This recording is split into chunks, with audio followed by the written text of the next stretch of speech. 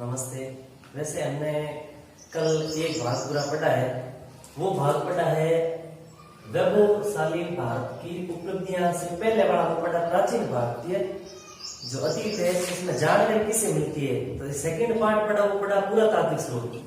आज हम बात करते हैं भारतीय वैभवशाली उपलब्धियां, किस प्रकार हमारा भारत था, उनकी उपलब्धियां वैभवशाली थी। उसके बाद आगे वाले टॉपिक की बात करेंगे, वो करेंगे भारतीय संस्कृति का विश्व में संचार, किस प्रकार हमारी संस्कृति विश्व के अन्य भागों में प्रसारित हुई, इसके बारे में पढ़ेंगे।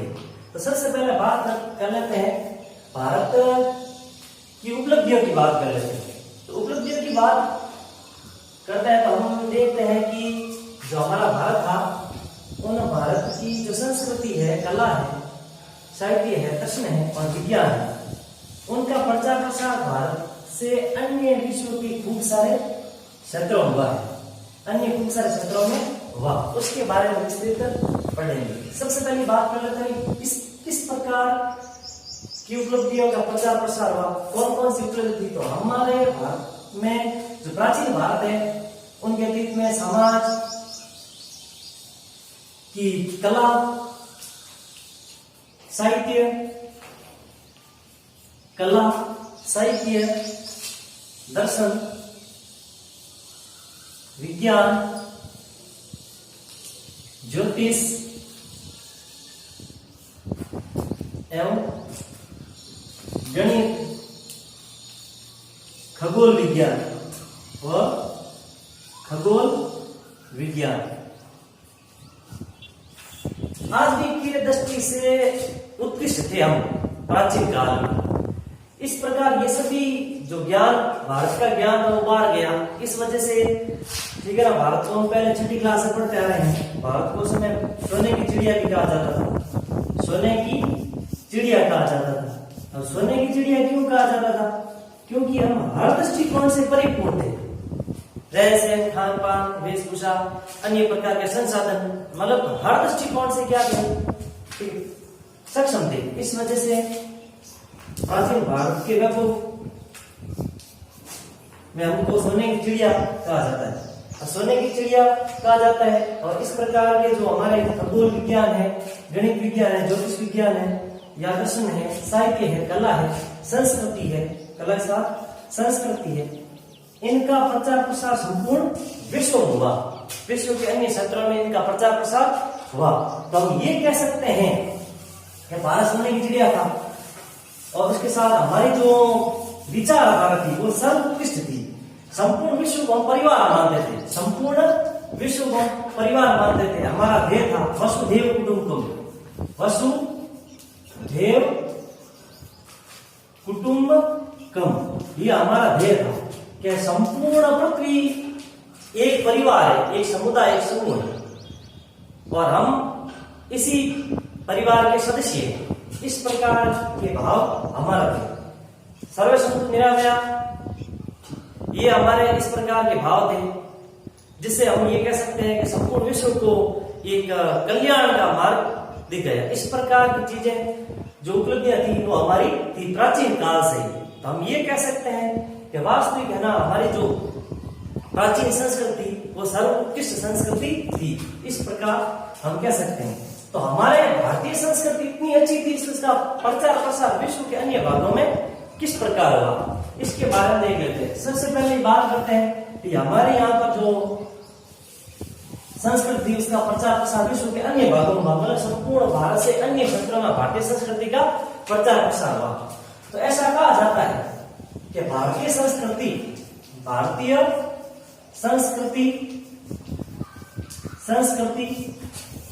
विश्व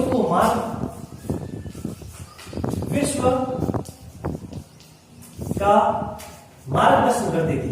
मार्गदर्शन इसका मतलब क्या है? विश्व में जो संस्कृति थी, सर्वोत्कृष्ट संस्कृति, वो भारतीय संस्कृति। ऐसा कहा जाता है। उनके प्राचीन साक्ष्य आज भी हमारे समक्ष है। जैसे यहाँ पर एक क्षेत्र है चीन, और इधर एक दीवार है, बहुत बड़ी दीवार, चीन की दीवार। कौन सी दीवार? चीन की दीवार। इस चीन की दीवार के ऊपर आज भी लिखा हुआ है कि हे भगवान, इन यक्षों से हमारी रक्षा करें। किस भाषा में लिखा हुआ? संस्कृत भाषा में। इस चीन की दीवार के ऊपर यहाँ पर ठीक है ना, बहुत बड़ी दीवार है, विश्व की सबसे बड़ी दीवार। तो इस दीवार पर यहाँ पर एक दीवार के बीच में एक बहुत बड़ा पत्र लगा, उस पत्र के ऊपर संस्कृत भाषा में लिखा हुआ है, ये भगवान इन यक्षों से हमारी रक्षा करें।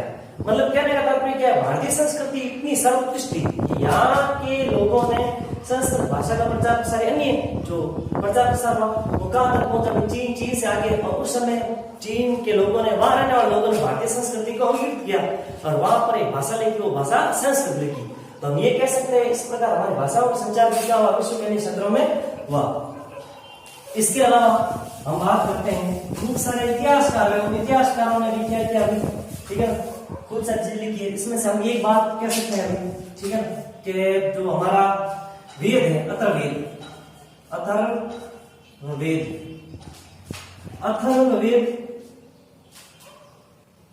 अथर्ववेद में कहा गया है कि अथर्ववेद का एक सूक्त है पृथ्वी सूक्त, और पृथ्वी सूक्त में कहा गया है कि भारत भूमि हमारी माता है, भारत भूमि हमारी माता है, भारत भूमि हमारी माता है। ये जानकारी किस मिलती है, अथर्ववेद में मिलती है। अथर्ववेद में जानकारी, अथर्ववेद के एक सूक्त है, कौन सा भी, पृथ्वी सूक्त, उसमें ये जानकारी मिलती है। तो हम ये कह सकते हैं, ठीक है, कि भाई संपूर्ण विश्व में भारतीय संस्कृति का संचार हुआ। उसके बाद अभी हमने बात की थी किस दीवार पर थी, चीन की दीवार पर। चीन की दीवार पर संस्कृत भाषा में लिखा हुआ है, किस भाषा में, संस्कृत भाषा में लिखा हुआ है। अब संस्कृत भाषा में क्या लिखा हुआ है, संस्कृत भाषा में लिखा हुआ है कि हे भगवान इन यक्षों से हमारी रक्षा करें। कहने का तात्पर्य क्या है कि चीन के ऊपर साइड पड़ता है मंगोल, और उस मंगोली जाति के लोगों का बर्बरता से आक्रमण होता है किसके ऊपर, चीन के ऊपर। तो चीनियों ने क्या किया, उसकी सुरक्षा के लिए बहुत बड़ी दीवार बनी, चीन की दीवार, और इस दीवार के ऊपर क्या लिख दिया, ये भगवान इन यक्षों से मतलब जो आक्रमण करते उनसे हमारी रक्षा करें। किस भाषा में, संस्कृत भाषा में। इस प्रकार हम कह सकते हैं हमारी संस्कृति के भाव विश्व के अन्य क्षेत्रों में फैले हुए थे, और हमने हमारी संस्कृति का प्रचार प्रसार विश्व के अन्य क्षेत्रों में किया। अब एक प्रश्न उठता है कि हमारी संस्कृति का प्रचार प्रसार कैसे किया। हमने हमारी संस्कृति का प्रचार प्रसार आक्रमण या सैनिक आक्रमण के बलबूते पर नहीं किया, हमने संस्कृति के विनिमय के माध्यम से क्या किया, अन्य क्षेत्रों में प्रचार प्रसार किया। किसका, हमारी संस्कृति का। इसी प्रकार कुछ विद्वानों ने कहा है, भारतीय संस्कृति के बारे में सर्वोत्कृष्ट लाइनें लिखी कुछ विद्वानों, जिसमें एक विद्वान जिसका नाम आता है म्यूर, ये याद रखना भाई, म्यूर, एक विद्वान जिसका नाम आता है म्यूर। म्यूर ने क्या कहा, प्राकृतिक सौंदर्य, क्या कहा, प्राकृतिक सौंदर्य एवं विविधता व वनस्पति समूची दुनिया में नहीं है। वो कहा है, समूची दुनिया में नहीं है, वो वनस्पति समूची दुनिया में नहीं है, वो भारत खंड में है, भारत खंड में है। मतलब क्या कि भारतीय प्राकृतिक सौंदर्य और विविधता वनस्पति जो समूची दुनिया में है, वो का है, वो भारत भूमि में है। ये किसने कहा, ये म्यूर ने कहा। तो याद रखना, म्यूर ने क्या कहा भारत के बारे में, कि प्राकृतिक सौंदर्य की भव्यता, विविधता और सौंदर्य इतना परिपूर्ण है जो संपूर्ण दुनिया में नहीं है, वो का है, वो भारतवर्ष में। किसने कहा, ये म्यूर ने कहा। तो ये आपको याद रखना है म्यूर। उसके बाद में बात कर लेते हैं रेले, उसके बाद में बात करते हैं रेले। तो ये आपको याद रहेगा, कौन सा भाई, म्यूर। उसके बाद बात करते हैं रेले महोदय ने क्या कहा, रेले महोदय ने कहा प्रथम जो प्राणी है ना, ठीक है, वो स्थली भाग है, वो कौन सा है, भारत है। मतलब प्रथम मानव प्राणी का जो उद्गम स्थल है वो कौन सा है, भारत है। प्रथम मानव प्राणी की जन्मस्थली, ठीक है, इसका निर्माण, प्रथम मानव प्राणी का निर्माण कहीं हुआ, वो हुआ भारत खंड में, भारत खंड या भारत भूमि पर हम ये कह सकते हैं कहीं भी प्रथम जो प्राणी का निर्माण हुआ मानव, वो कहाँ हुआ, वो भारत में। किसने कहा, ये रेले महोदय ने। किसने कहा, रेले महोदय। ये भी आपको याद रखना है कि रेले महोदय ने क्या कहा, ठीक है। उसके बाद तीसरे की बात करते हैं, उसका नाम है अलकाट। क्या नाम है, अलकाट। अलकाट ने क्या किया, अलकाट ने क्या कहा, मानव संस्कृति का उद्गम स्थल भारत है। उसने कहा मानव संस्कृति का उद्गम स्थल भारत है। ये किसने कहा, ये कहा अलकोट महोदय। किसने कहा, अलकोट महोदय का भी भारत जो मानव संस्कृति का उद्गम स्थल है ना, वो कहा है भारत।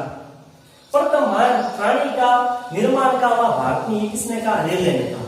और ऐसी प्राकृतिक सौंदर्यता संपूर्ण विश्व में नहीं है, वो किसने कहा, म्यूर ने कहा। किसने कहा, म्यूर ने। तो ये हमको दोनों बातें याद रखनी है, रेले याद रखना है, अलकोट याद रखना है। उसके बाद तीसरा वोल्टेयर की बात करते हैं। किसकी, वोल्टेयर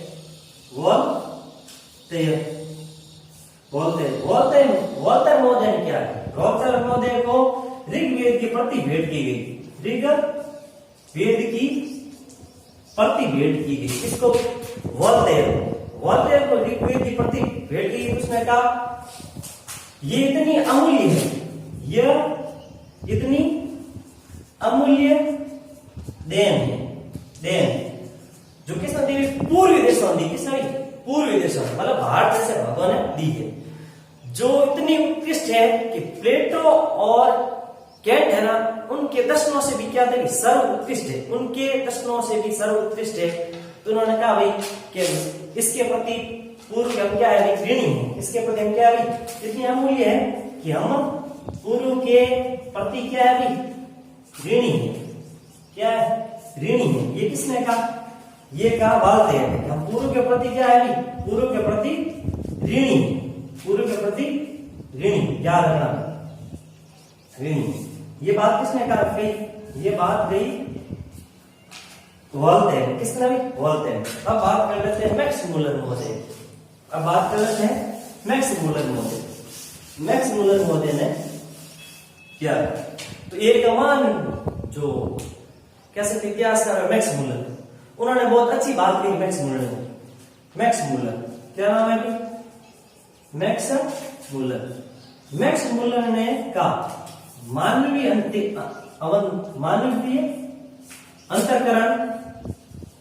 अंतःकरण एवं बुद्धि, मानवीय अंतःकरण एवं बुद्धि का विकास कहीं हुआ, तो कहां हुआ, बुद्धि से परिपूर्णता कहीं थी, वो कहां थी, भारत। बुद्धि का विकास या परिपूर्णता कहीं थी, वो कहां थी, वो भारत भूमि में थी। उन्होंने कहा इतने बुद्धिजीवी व्यक्ति थे, जैसे उस समय यूरोपीय क्षेत्र में कैंट और प्लेटो हुए थे, उनके दर्शनों का या गूढ़तम विषयों का कहीं सुलझा हुआ, तो कहा वो भारतवास।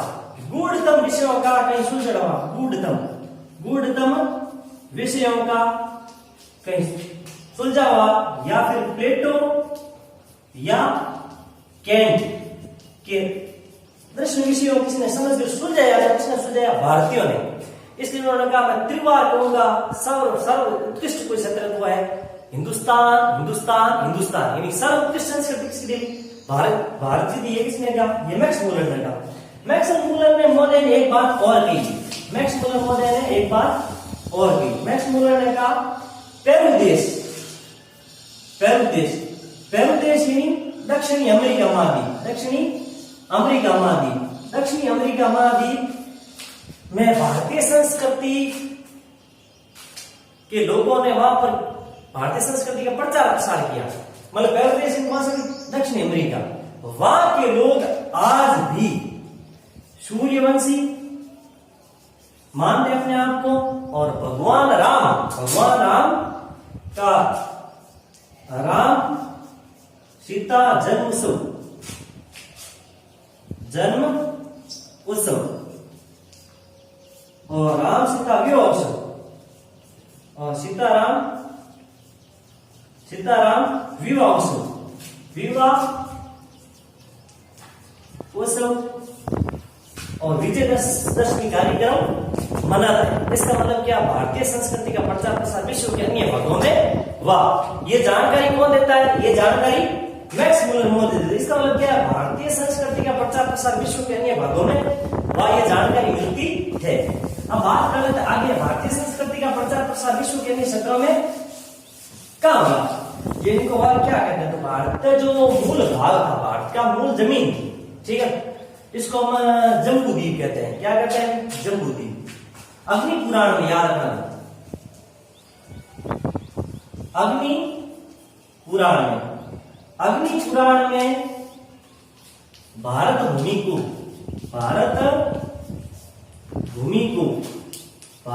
को जम्बूद्वीप कहा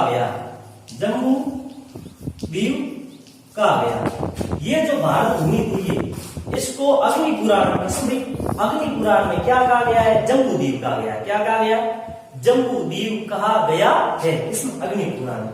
और इसी में जो पार वाले भाग है उसको दीपांतर कहा गया है, ठीक है। इसमें जो पास में टापुई भाग है उसको क्या कहा गया अभी, दीपांतर क्या कहा गया अभी, दीपांतर कहा गया है। इसको दीपांतर कौन से भाग पड़ते हैं, दीपांतर जैसे ये, ठीक है, सियद्वीप है, लक्षद्वीप है, अंडमान निकोबार द्वीप समूह है, जावा है, सुमात्रा है, इंडोनेशिया है, फिलीपींस है, बोर्निया है, चंपा है, बर्मा है। ये संपूर्ण भाग मिलकर एक क्षेत्र बनता था। वो क्षेत्र था, वो थी भारत भूमि। इसको पुराणों में, अग्नि पुराण में क्या कहा गया है, इसको जम्बूद्वीप कहा गया। अग्नि पुराण से क्या कहा गया, जम्बूद्वीप। क्या कहा गया है, जम्बूद्वीप कहा गया है। इसके आसपास जो भाग उसको दीपांतर कहा गया है। कुल 9 द्वीप थे। इस प्रकार हम कह सकते हैं भारतीय संस्कृति के प्रचार प्रसार विश्व के अन्य क्षेत्रों में हुआ। अब भारतीय संस्कृति प्रचार प्रसार विश्व के अन्य क्षेत्रों में हुआ तो 3 शाखाओं के रूप में हुआ। 3 शाखाओं के रूप में हुआ। तो 2 शाखाओं की जानकारी मिलती है, एक उत्तर पश्चिमी शाखा और एक उत्तर पश्चिमी और उत्तर पूर्वी या उत्तर दिशा या उत्तर पश्चिमी। तो भारतीय संस्कृति का प्रचार प्रसार उत्तरी शाखा में क्या हुआ, चीन हुआ। क्या, चीन है, यहाँ पर क्षेत्र पड़ता है फुनान है। ऊपरी की ओर एक साइड है कुचा, एक क्षेत्र है कुचा और कुची। उत्तर मंगोलिया है, ठीक है। इधर रूस के दक्षिण भाग तक भारतीय संस्कृति का प्रचार प्रसार हुआ। पूर्वी भाग में भारतीय संस्कृति का प्रचार प्रसार हुआ। जावा है, श्याम देश है, वियतनाम है जिसमें इंडो चाइना कहते हैं, इंडो चाइना है, बोर्निया है, फिलीपींस है, या जितने ये हमारे यहाँ पर जितने टापू क्षेत्र है, इन सभी क्षेत्रों में भारतीय संस्कृति का प्रचार प्रसार, अनाम है, चंपा है, सभी क्षेत्रों में भारतीय संस्कृति का प्रचार प्रसार हुआ। अब एक प्रश्न उठता है कि भारतीय संस्कृति का प्रचार प्रसार हुआ तो किस माध्यम से हुआ। तो इसमें एक बात चलती है कि अभी भारतीय द्वीप समूह के आसपास, उसमें भारतीय लोगों ने गए वहां, या यात्री है या व्यापारी है, उन्होंने संस्कृति के विनिमय किया। तो एक इतिहासकार मसूदी लिखा है कि भारत का जो क्षेत्र था ना, वो स्थल एवं जल दोनों था।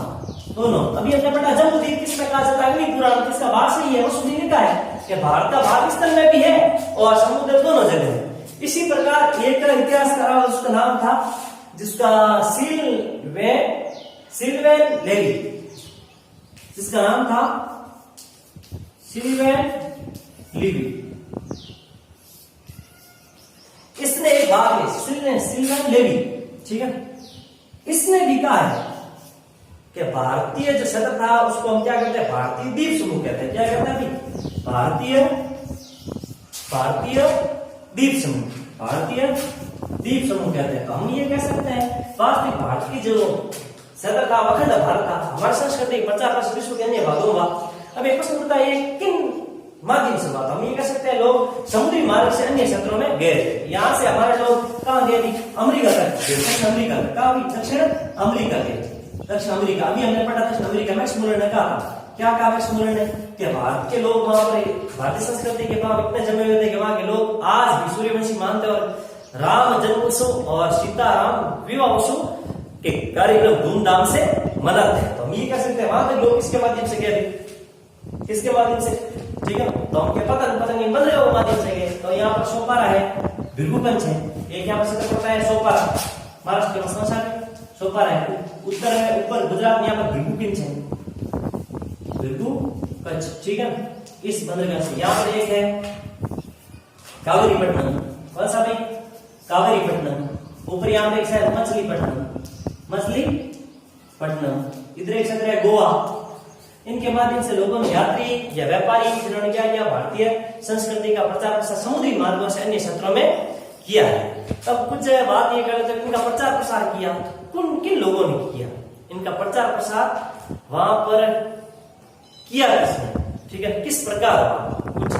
तो हम क्या, हम पढ़ते हैं बाहर से विदेशी यात्री आए, कुछ धार्मिक यात्री आए, अनुसरण किया, बाहर चले गए। कुछ भारतीय मान शूरवीर वे जिन्होंने भारतीय संस्कृति का प्रचार प्रसार विश्व के अन्य भागों में किया। सम्राट अशोक जिसने क्या किया, भारतीय संस्कृति का प्रचार प्रसार अन्य भागों में किया, धार्मिक यात्री वगैरह भेजे किए। या इस प्रकार हमारे विश्वविद्यालय, सर्वोत्कृष्ट विश्वविद्यालय थे, इन विश्वविद्यालय की वजह से क्या हुआ, यहाँ से लोग अन्य क्षेत्रों में गए। तो खूब सारे लोग भी वे जिन्होंने अन्य क्षेत्रों में गए। यहाँ पे एक व्यक्ति था कंबुज, जो कंबोडिया गया। कहाँ गया भाई, इधर एक क्षेत्र पड़ता है कंबोडिया, ठीक है। कंबुज नामक एक वीर, कौन भाई, कंबुज नामक एक वीर कहाँ गया भाई, कंबोडिया गया। कहाँ गया भाई, कंबोडिया, कंबोडिया गया। और कंबोडिया में वहां पर भारतीय संस्कृति का प्रचार प्रसार किया। इसी प्रकार चंपा और अन्ना में, ठीक है, ब्लाडी हिंदू संस्कृति का उदय हुआ, ब्लाडी हिंदू संस्कृति का उदय हुआ। अश्ववर्मन नामक एक व्यक्ति सीधा कहाँ गया, सीधा बोर्निया गया। और एक महान शूरवीर कहाँ गया, ऊपर पुनान गया, जहां पर भारतीय संस्कृति का प्रचार प्रसार किया। इस प्रकार की जानकारी मिलती है कि भारत की जो संस्कृति उसका प्रचार प्रसार क्या हुआ, विश्व के अन्य भागों में हुआ। किसके माध्यम से, स्थल मार्ग एवं समुद्री मार्ग के माध्यम से हुआ। तो भारतीय संस्कृति में किन किन चीजों का प्रचार प्रसार विश्व के अन्य भागों में हुआ, तो बहुत सारी चीजें जिनका प्रचार प्रसार हुआ, ठीक है। अभी हमने बात की कला साहित्य, कला साहित्य, विज्ञान, दर्शन, ज्योतिष, ठीक है, ज्योतिष, ज्योतिष के साथ में खगोल विज्ञान, खगोल विज्ञान, इन सब का क्या हुआ भी, भारतीय संस्कृति का, साथ में भारतीय संस्कृति का, ठीक है, विश्व में क्या भाई, विश्व में प्रचार प्रसार हुआ, प्रचार प्रसार हुआ, प्रचार हुआ, प्रसार हुआ। हम ये कह सकते हैं कुछ हमारे इस प्रकार ये स्मारक मिले बात, जिनके आधार पर हम कह सकते हैं भारतीय संस्कृति का प्रचार प्रसार विश्व में पहले पढ़ चुके हैं कल। बोराबुद्दुन अंगूरवाड़ का मंदिर, जिससे ये पता चलता है, स्मारक जिससे ये पता चलता है कि भारतीय लोगों ने वहां जाकर क्या किया, भारतीय संस्कृति का प्रचार प्रसार किया।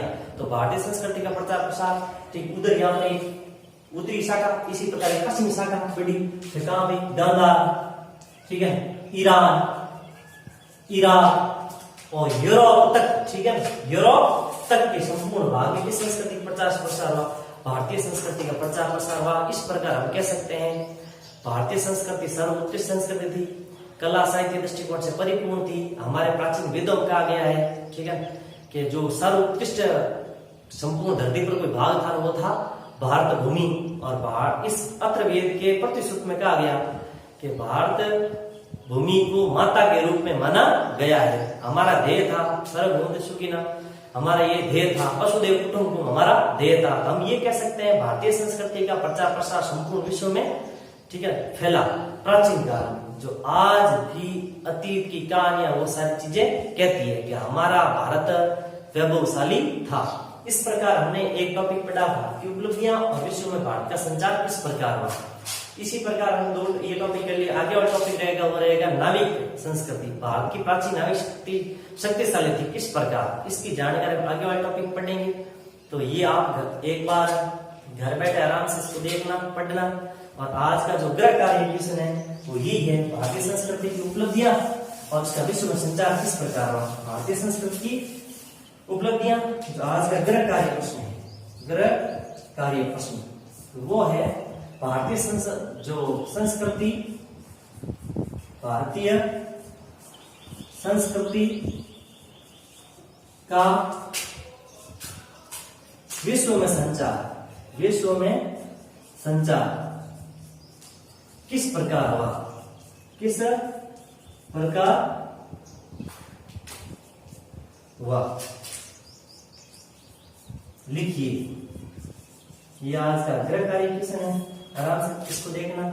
और जो इतिहासकार है जिन्होंने जो कथन तथ्य गए थे, चाहे म्यूर ने कहा हो, चाहे रेले ने कहा हो, चाहे ऑलकॉट ने कहा हो, चाहे वाल्टेयर ने कहा हो, चाहे मैक्स मुलर ने कहा हो, उनको याद रखना है। अग्नि पुराण में भारत भूमि को जम्बूद्वीप कहा गया है। इसी प्रकार सेल्वेन लेवी ने भारतीय द्वीप समूह कहा है। इसी प्रकार एक व्यक्ति मसूद्वीप उसने कहा था मिडास ऑफ गोल्ड अपनी पुस्तक में कि भारत के स्थल और समुद्र दोनों भौगोलिक स्थल है। ये संपूर्ण चीजें हमको क्या करनी है, याद करनी है। उसके बाद आगे वाला टॉपिक रहेगा, वो रहेगा भारत की नौविक शक्ति।